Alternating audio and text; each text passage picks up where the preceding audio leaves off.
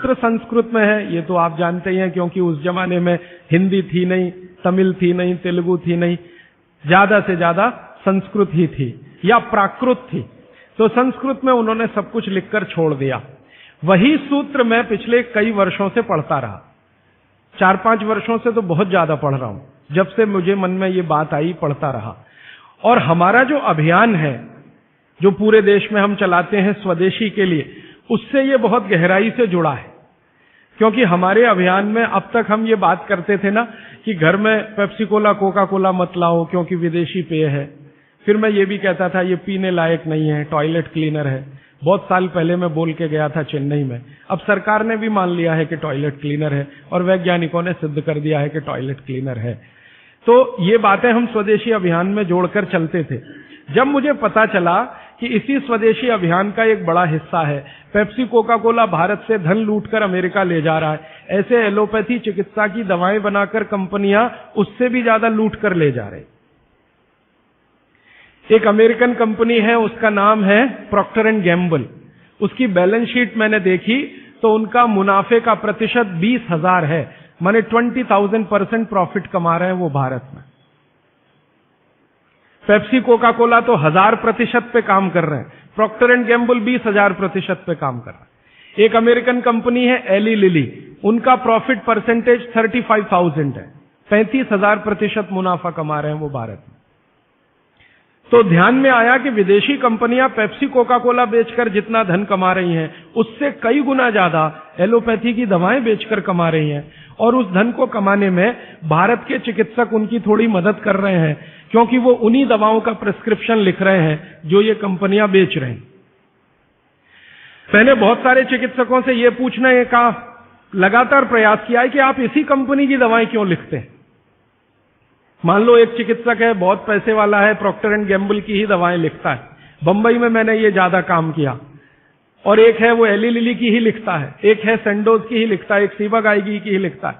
तो पता चला कि उनका कमीशन फिक्स है। ये खराब शब्द बोलने के लिए आप मुझे माफ करेंगे, डॉक्टरों का कंपनियों से कमीशन फिक्स है। माने कमीशन जो कंपनी ज्यादा देगी वो उसका प्रिस्क्रिप्शन लिखेंगे। इसका मतलब यह है कि उनको आपकी चिकित्सा से कोई लेना देना नहीं है, उनको अपने कमीशन की चिंता है।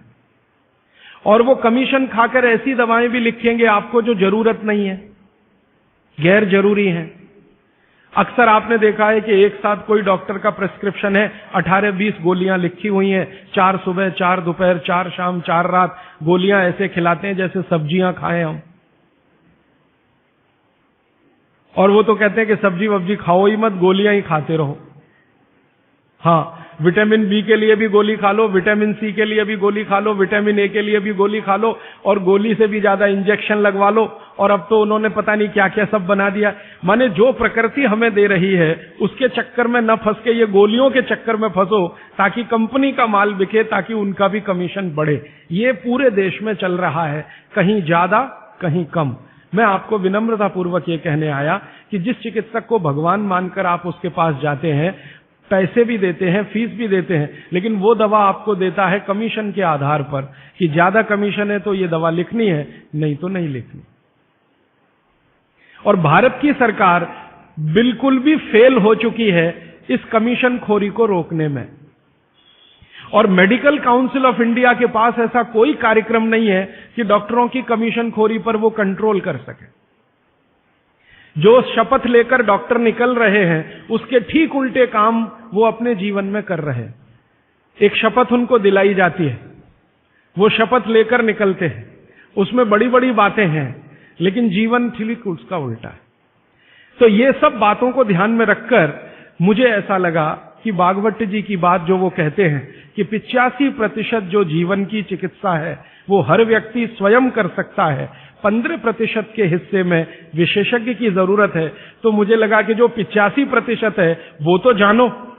और वो जानने के लिए 5-6 साल जो काम किया मैंने, उसमें से कुछ सूत्र मैंने निकाले।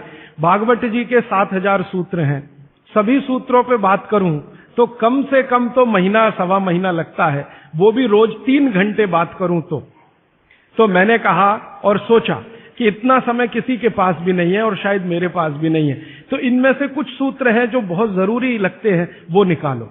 तो भारत में जैसे मैंने हार्डीकर जी का नाम लिया, उनकी मैंने मदद ली इसमें, और हार्डीकर जी के बराबर के कई ऐसे वैद्य हैं, उनकी मदद मैंने ली, और मैंने कहा कि आप मुझे बताओ ये सूत्र, ये सूत्र, ये सूत्र, ये सूत्र बहुत ही जरूरी है, बिना इसके आदमी का जीवन ही नहीं चलेगा, ये पहले मुझे बता दो। तो उन्होंने बताना शुरू किया, तो वो 7,000 से घट के 3,000 तक आए। फिर मैंने कहा ये 3,000 में मुझे बताओ, तो 3,000 से 1,000 पर आए, फिर 500 पर आए, फिर 500 से 50 पर आ गए। और वो 50 के बाद भी उन्होंने कहा अगर तुम ये 50 भी नहीं बता सकते तो ये 15 तो जरूर बता दो। तो मैं तो आपको 50 तो कम से कम बताने ही वाला हूं, क्योंकि अगले 5-6 दिन मेरे पास समय है, लेकिन उन 50 में जो 15 हैं वो सबसे महत्वपूर्ण हैं। भागवत जी खुद मानते हैं, और उनके नीचे के जितने भी विशेषज्ञ हुए हैं पिछले हजारों सालों में, वो भी मानते हैं कि ये सबसे महत्वपूर्ण सूत्र है। उसमें से पहला सूत्र मैं बात शुरू करता हूं। आपके पास अगर कागज पेन हो तो जरूर निकाल लीजिए, नोटबुक है तो बहुत अच्छा होगा, डायरी है तो बहुत ही अच्छा होगा, क्योंकि पता नहीं दोबारा कब कौन व्यक्ति इस विषय पर आपसे बात करने आएगा। और अगर नहीं है कागज पेन कॉपी तो भी चिंता मत करिए, क्योंकि मैंने पिछले कुछ वर्षों में काम करते करते ये सूत्रों को किताब में भी लिख डाला है। मैंने किताब बना दी है, भागवत संहिता जो है, माने भागवत जी की अष्टांग हृदयम और अष्टांग संग्रम, इनके सूत्रों को कलेक्ट करके, सेलेक्ट करके 3 भाग में एक पुस्तक बनाई है, पार्ट 1, पार्ट 2, पार्ट 3, अष्टांग हृदयम, भाग 1, भाग 2, भाग 3। मूल लेखक भागवत जी हैं, मैंने सिर्फ सिलेक्शन किया है, और सिलेक्शन के साथ आज के हिसाब से उसको थोड़ा विश्लेषित किया है। जैसे मैं एक उदाहरण दूं तो आपको मेरी बात समझ में आए। भागवत जी ने एक सूत्र लिखा, अब मैं संस्कृत में बात नहीं करूंगा क्योंकि समय बढ़ जाएगा। एक सूत्र उन्होंने लिखा कि भोजन को बनाते समय, इसको माताएं बहनें सब बहुत ध्यान से सुने, पुरुष भी सुने तो अच्छा है। भोजन को बनाते समय पवन का स्पर्श और सूर्य का प्रकाश अगर नहीं मिला, किसको? भोजन को। जिस भोजन को आप बना रहे हैं या पका रहे हैं, उसको पकाते समय पवन का स्पर्श और सूर्य का प्रकाश नहीं मिला, वो भोजन कभी नहीं करना। क्यों? तो वो आगे लिखते हैं ये भोजन नहीं विष है। और फिर आगे लिखते हैं कि दुनिया में 2 तरह के विष हैं। एक ऐसे विष होते हैं जो तत्काल असर करते हैं, और एक ऐसे विष होते हैं जो धीरे धीरे असर करते हैं। तत्काल असर वाले विष आप जानते हैं, जीभ पर 1 ड्रॉप डालो मर जाओ, ऐसे बहुत विष हैं। और धीरे धीरे असर करने वाले विष माने 2 साल में, 5 साल में, 10 साल में, 15 साल में, 20 साल में असर करेंगे और आपको मरने की स्थिति में पहुंचा देंगे। तो सूत्र उनका इतना है कि जिस भोजन को बनाते समय पवन का स्पर्श और सूर्य का प्रकाश ना मिले, वो भोजन को कदापि ना करें, क्योंकि वो विष है। अब ये तो सूत्र है, पहले संस्कृत है, मैंने वो हटा दिया, संस्कृत नहीं कहा, सीधे हिंदी में कहा। अब इस हिंदी का विश्लेषण करें, हम कहना क्या चाहते हैं वो, और आज के हिसाब से विश्लेषण करें, सन 2007 के हिसाब से विश्लेषण करें। अब तक मैंने जो बोला वो भागवत जी का हिस्सा था, अब जो वो बोल रहा हूं वो मेरा हिस्सा है। भागवत जी कह रहे हैं कि प्रेशर कुकर का भोजन ना करें, क्योंकि प्रेशर कुकर एक ऐसी तकनीक है जिसमें भोजन बनाते समय ना तो सूर्य का प्रकाश जा सकता है, ना पवन का स्पर्श उसको मिलेगा। प्रेशर कुकर से जो भी है वो हवा बाहर तो आ सकती है, बाहर की हवा अंदर जाने की उसमें कोई डिवाइस नहीं है, कोई रास्ता नहीं। सूर्य का प्रकाश उसमें अंदर जाए ऐसी कोई टेक्नोलॉजी उसमें डेवलप नहीं हुई है। तो भागवत जी ने 3500 साल पहले कहा, शायद उनको ये अंतर चेतना में आ गया होगा कि ये कभी ना कभी आदमी प्रेशर कुकर बना ही लेगा। ये मैंने मजाक में कहा, लेकिन आज के हिसाब से आपको समझ में आए इसके लिए। तो वो ये कहते हैं कि प्रेशर कुकर का भोजन ना करें, माने हमारे घर में एक प्रेशर कुकर है जिस पर भागवत जी का सिद्धांत लागू नहीं होता। माने सिद्धांत ऐसे लागू नहीं होता कि हम उसका खाना खाएं, ना खाएं, वो विष है। फिर मैंने वैज्ञानिकों से बात की कि ये प्रेशर कुकर का भोजन विष है, ऐसा भागवत जी कहते हैं, आपका क्या कहना है? तो हमारे देश में CDRI नाम की एक बड़ी लेबोरेटरी है, सेंट्रल ड्रग रिसर्च इंस्टीट्यूट। वहां के 2 साइंटिस्टों ने कहा कि यार काम तो हमने करके देखा है, बात सही है बागभट्ट जी। मैं कहता हूं ये टीवी पे बोलो, तो उन्होंने कहा ये प्रेशर कुकर कंपनियां गर्दन काट देंगी हमारी, टीवी पे नहीं बोल सकते हम, तुम चाहो तो बोलो। मैंने कहा आपकी रिसर्च क्या कहती है? वो ये कहते हैं कि ये जो प्रेशर कुकर है ज्यादा से ज्यादा या 99% एल्यूमिनियम के बने हुए हैं। एल्यूमिनियम आप जानते हैं। और वो ये कहते हैं कि भोजन रखने और बनाने का सबसे खराब मेटल अगर कोई है तो एल्यूमिनियम ही है। सबसे खराब मेटल जिसमें भोजन को आप रखें और भोजन को पकाएं वो एल्यूमिनियम ही है। और दोनों वैज्ञानिक, वो कहते हैं नाम नहीं लेना हमारा इसलिए मैं नहीं ले रहा हूं, वो ये कहते हैं कि हमारा 18 साल का रिसर्च ये कहता है कि अगर इस एल्यूमिनियम के प्रेशर कुकर का खाना बार बार आप खाते जाओ तो गारंटी है कि आपको डायबिटीज तो हो ही जाएगा, अर्थराइटिस तो हो ही जाएगा, ब्रोंकाइटिस भी होने की पूरी संभावना है और सबसे ज्यादा टीबी होने की संभावना है। अस्थमा, टीबी, ये सब होने की संभावना। मैं पूछा आपने अब तक कितनी बीमारियों को डिटेक्ट किया? तो उन्होंने कहा 48 बीमारियों को हम डिटेक्ट कर चुके हैं जो प्रेशर कुकर के खाने से ही होती हैं। और ये दोनों रिसर्चर सबसे ज्यादा इन्होंने रिसर्च किया जेलों में। जेल है ना हमारी, वहां सभी कैदियों को एल्यूमिनियम के बर्तन में ही खाना मिलता है, आप जानते हैं। तो ये दोनों वैज्ञानिक लखनऊ के हैं। लखनऊ की जेल में, लखनऊ के आसपास की जेलों में इन्होंने बहुत काम किया। वो जेलों में जाते हैं और जो कैदी एल्यूमिनियम के बर्तनों में खाना खाते हैं उनके ऊपर उन्होंने बहुत काम किया। और उन्होंने कहा सबका जीवन कम होता है और जीवन की शक्ति कम होती है, प्रतिकारक शक्ति कम होती है और रोग बहुत जल्दी उनको आते हैं। बाद में मैंने एक छोटा सा काम इसमें ऐड किया। वो वैज्ञानिकों से रिपोर्ट लेने के बाद मैंने ये तय किया कि पता करो कि ये एल्यूमिनियम कब से आया, क्योंकि ये ज्यादा पुरानी चीज नहीं है। तो पता चला 100-125 साल पहले आया। 100-125 साल पहले अंग्रेजों की सरकार थी। अंग्रेजों की सरकार के वैज्ञानिकों ने एल्यूमिनियम को हिंदुस्तान में इंट्रोड्यूस कराया।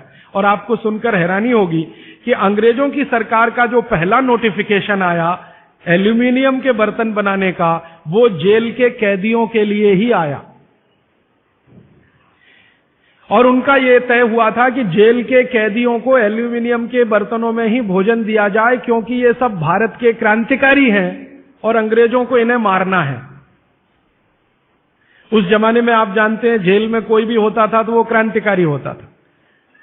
भगत सिंह हो या उधम सिंह, चंद्रशेखर हो या अशफाक उल्लाह, राजेंद्र नाथ लाहिड़ी हो या ठाकुर रोशन सिंह, ये सब तो क्रांतिकारी थे जो जेलों में जाया करते थे अंग्रेजों के जमाने। इनको जानबूझकर एल्यूमिनियम के बर्तन में ही खाना देना है ताकि ये जल्दी मरे या मरने की स्थिति में आ जाए। तो समझबूझकर अंग्रेजों की सरकार ने एल्यूमिनियम के बर्तन इस देश में इंट्रोड्यूस किए। अब परिणाम क्या हुआ? अंग्रेज तो चले गए, लेकिन जेलों में आज भी ये नियम चल रहा है कि भोजन एल्यूमिनियम के बर्तनों में ही दिया जाएगा। अंग्रेज चले गए फिर भी ये काम चल रहा है। और अब मुश्किल ये हो गई है कि वो जेलों से हमारे घर में आ गया और हमारे घरों से ज्यादा गरीबों के घर में आ गया। ज्यादा गरीब लोगों के भोजन तो सारे एल्यूमिनियम के बर्तनों में ही बन रहे हैं और वो बेचारे बिना जाने बूझे ट्यूबरकुलोसिस और अस्थमा जैसी बीमारियों के शिकार हो रहे हैं। तो भागवत जी का सूत्र तो बहुत सरल है, सिंपल है कि जो भोजन को बनाते समय सूर्य का प्रकाश या पवन का स्पर्श ना मिले वो भोजन कभी नहीं करना। मैंने उदाहरण के लिए आपको समझा दिया कि प्रेशर कुकर का भोजन नहीं करना क्योंकि ये जहर है। एक और चीज है अपने घर में, रेफ्रिजरेटर। रेफ्रिजरेटर भी एक ऐसी वस्तु है, एक ऐसी डिवाइस है, एक ऐसी टेक्नोलॉजी है जिसमें सूर्य का प्रकाश नहीं जा सकता, पवन का स्पर्श भी नहीं हो सकता। और एक तीसरी चीज है अपने घर में, माइक्रोवेव ओवन। इसमें भी सूर्य का प्रकाश नहीं जा सकता, पवन का स्पर्श नहीं हो सकता। मतलब सीधा सा ये है कि आधुनिक तकनीकी से बनी हुई चीजें जो हमारे घरों में आई हैं पिछले 15-20 वर्षों में, भागवत जी के अनुसार इनमें रखा हुआ पकाया हुआ भोजन विष है तो ना करें। नहीं तो क्या होगा? आप कहेंगे जी हम तो करेंगे, हम तो छोड़ नहीं सकते प्रेशर कुकर को, हम तो छोड़ नहीं सकते रेफ्रिजरेटर को, हम तो छोड़ नहीं सकते माइक्रोवेव ओवन को, क्योंकि इसमें भोजन से समय बचता है। मेरा बहुत सारी माताओं और बहनों से तर्क हुआ है, वो ये कहते हैं कुकर में खाना बनाने से समय बचता है। तो मैं उनसे पूछता हूं ठीक है समय बचता है, तो बचे हुए समय का क्या करती हैं?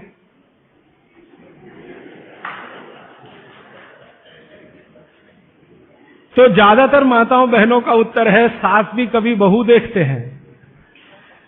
इधर प्रेशर कुकर में खाना बना के समय बचा, फिर हमने टीवी के सामने वो समय इन्वेस्ट कर दिया, तो नेट रिजल्ट क्या? और फिर मैं जब उनको समझाता हूं कि ये जो आपने आधा घंटा या 1 घंटा समय बचाया भोजन पकाने में, ये आपका घंटों घंटों हॉस्पिटल में खराब कराएगा। तब 2 घंटे रोज के हिसाब से मान लो बचा लिया, और साल भर में आपने 700-800 घंटे बचा लिए, कल्पना करो। फिर एक दिन हॉस्पिटल में भर्ती हो गए और 2-4 महीने वहां निकल गया, नेट रिजल्ट क्या? वही 0 का 0। तो ये एक सूत्र है जिस पर मैं आपसे बात कर रहा हूं कि भोजन को बनाते समय, पकाते समय कोई ऐसी वस्तु जहां सूर्य का प्रकाश ना जाता हो, पवन का स्पर्श ना होता हो, वो ना करें। अब इसमें विश्लेषण की जरूरत है। भागवती जी तो लिख के चले गए, अब ये क्यों का जवाब हमें ढूंढना है, और इसमें जरूरत हो तो आधुनिक विज्ञान की मदद भी लेनी है। मॉडर्न साइंस ने कुछ लॉजिक डेवलप किए हैं, कुछ ऑब्जर्वेशंस उन्होंने दिए हैं, तो उनकी मदद से ये क्यों ना करें, क्या कारण है, यहां से अब बात मैं शुरू करता हूं। आधुनिक विज्ञान क्या कहता है प्रेशर कुकर के बारे में, ये जाने। प्रेशर कुकर एक ऐसी टेक्नोलॉजी है जो खाने को जल्दी पकाती है, ये है सीधा सा मतलब। अब खाने को जल्दी पकाने के लिए ये प्रेशर कुकर क्या करता है, जो भोजन आपने उसमें अंदर रखा है पकने के लिए उस पर, और जो पानी डाला है आपने भोजन पकाने के लिए उस पर अतिरिक्त दबाव डालता है। ये है प्रेशर। प्रेशर माने दबाव। तो अतिरिक्त दबाव डालने की टेक्नोलॉजी है प्रेशर कुकर। और ये अतिरिक्त दबाव कहां से आता है? प्रेशर कुकर में आपने दाल डाली, ऊपर से पानी डाला, थोड़ा हल्दी मसाले डालकर बंद करके रख दिया। अब उसमें वो एक सीटी लगा दी, वो सीटी लगाई, यही सबसे खतरनाक चीज है पूरे प्रेशर कुकर की। सीटी ना लगाएं तो आपका प्रेशर कुकर आपके लिए अच्छा है। सीटी लगाते ही क्या करता है, पानी गर्म होगा। आप जानते हैं पानी गर्म होने से वाष्पीकरण शुरू होता है, वेपराइजेशन शुरू होता है। तो पानी की वाष्प प्रेशर कुकर में चारों तरफ इकट्ठी हुई, वो वाष्प जो है ना वो दबाव डालती है। किस पर? दाल पर, चावल पर, सब्जी पर। ये दबाव डाल के होता क्या है, दाल, एक कल्पना करिए अरहर की दाल, थोड़ी देर के लिए कल्पना, अरहर की दाल के छोटे छोटे टुकड़े, एक दाल को तोड़कर 2 टुकड़े, जिसको द्विदल कहते हैं। जैन समाज के लोग तुरंत समझ में आ जाएंगे। द्विदल, चने की दाल, अरहर की दाल, ये सब द्विदल है। इसको तोड़कर आपने दाल बनाई है। अब ये दाल पानी में पड़ी है, नीचे से गर्म और ऊपर से भाप का दबाव, तो ये दाल जो है ना फट जाती है। फटना समझते हैं? वो दरकना शुरू हो जाता है। उसके अंदर के जो मॉलिक्यूल हैं, दाल के अंदर जो अणु हैं, वो अणु एक दूसरे को जो जकड़कर बैठे हुए हैं, ये पानी का प्रेशर उन अणुओं को तोड़ता है और दाल दरकना शुरू होती है। वो दाल दरक जाती है और पानी इतना गर्म होता है तो उबल जाती है, पकती नहीं है, उबलती है। पकना और उबलने में अंतर है। तो उबल जाती है और दरक जाती है। आप खोलते हैं, 5 मिनट बाद आपको लगता है दाल पक गई है। पक नहीं गई है, वो थोड़ी सॉफ्ट हो गई है, नरम हो गई है, क्योंकि नीचे से गर्मी पड़ी, ऊपर से प्रेशर पड़ा वाष्प का। वो पकी नहीं है, उबल गई है और उसका सॉफ्टनेस बढ़ गई है। तो आपने खा लिया तो आपने कहा पकी हुई दाल खा ली। माफ करिए, दाल पकी हुई नहीं है। फिर आप बोलेंगे जी पकी हुई दाल और इस दाल में क्या अंतर है? पकी हुई दाल का आयुर्वेद में एक सिद्धांत है। आयुर्वेद में वैसे सभी सिद्धांत हैं, उसमें से एक मैं आपसे बता रहा हूं। आयुर्वेद चिकित्सा ये कहती है कि जिस वस्तु को खेत में पकने में जितना ज्यादा समय लगता है, जिस वस्तु को पकने में खेत में जितना ज्यादा समय लगता है, भोजन रूप में पकने में भी उसको ज्यादा समय लगता है। अब अरहर की दाल की बात करें, आप में से थोड़ा भी गांव से जुड़ा हुआ कोई व्यक्ति होगा तो आप जानते हैं अरहर की दाल को खेत में पकने में कम से कम 7 से 8 महीने लगता है। कम से कम 7 से 8 महीना लगता है। क्यों? अरहर की दाल में जो कुछ भी है, जिसको आप न्यूट्रिएंट के रूप में जानते हैं, माइक्रो न्यूट्रिएंट के रूप में जानते हैं, सूक्ष्म पोषक तत्व के रूप में जानते हैं, वो मिट्टी से दाल तक आने में सबसे ज्यादा समय लगता है। ये जो मिट्टी है ना खेत की, ये माइक्रो न्यूट्रिएंट्स का खजाना है। खेत की मिट्टी में कैल्शियम है, खेत की मिट्टी में आयरन है, खेत की मिट्टी में सिलिकॉन है, कोबाल्ट है, जिप्टन है, जोरोन है, ये सब माइक्रो न्यूट्रिएंट्स खेत की मिट्टी में है। ये पौधे की जड़ में आते हैं, जड़ से तने में आते हैं, तने से फल में आते हैं। इस पूरी क्रिया में बहुत समय लगता है, तो इसलिए दाल को पकने में समय लगता है। तो आयुर्वेद ये कहता है कि जिस दाल को खेत में पकने में ज्यादा समय लगा, उसको घर में भी पकने में ज्यादा समय लगना चाहिए। क्यों? ये जो माइक्रो न्यूट्रिएंट्स धीरे धीरे एब्जॉर्ब हुए हैं दाल में, खींच कर आए हैं दाल में, इनको डिसॉल्व होने में भी धीरे धीरे ही समय लगेगा। आप दाल क्यों खाना चाहते हैं? आप दाल खाना चाहते हैं प्रोटीन के लिए। प्रोटीन कहां से आएगा? ये जो माइक्रो न्यूट्रिएंट्स का कलेक्शन दाल में इकट्ठा है, इनके टूट जाने पर, बिखर जाने पर, तो वो बिखरने और टूटने में उसको देरी लगने वाली है, क्योंकि आने में देरी लगी है। ये प्रकृति का सिद्धांत है, आयुर्वेद का नहीं कहना चाहिए, प्रकृति का सिद्धांत है। बच्चे को पेट के अंदर गर्भाशय में विकसित होने में समय लगता है। दुनिया में हर चीज को विकसित होने में समय लगता है, जल्दी कुछ नहीं होता। इसलिए दाल भी जल्दी नहीं पकती, बच्चा भी जल्दी नहीं होता। सभी चीजों में यह है, प्रकृति का नियम है। और प्रकृति का दूसरा नियम है कि जिन चीजों को पकने में, बड़ा होने में ज्यादा समय लगा है, उनको डिसॉल्व होने में भी ज्यादा समय लगेगा। और दाल जब डिसॉल्व होगी तब उसके प्रोटीन्स आपको मिलेंगे भोजन में। इसीलिए आप दाल खा रहे हैं, ताकि आपको प्रोटीन की कमी पूरी हो। कुछ विटामिन्स आपको चाहिए, कुछ प्रोटीन्स आपको चाहिए, कुछ और दूसरे अंश आपको चाहिए।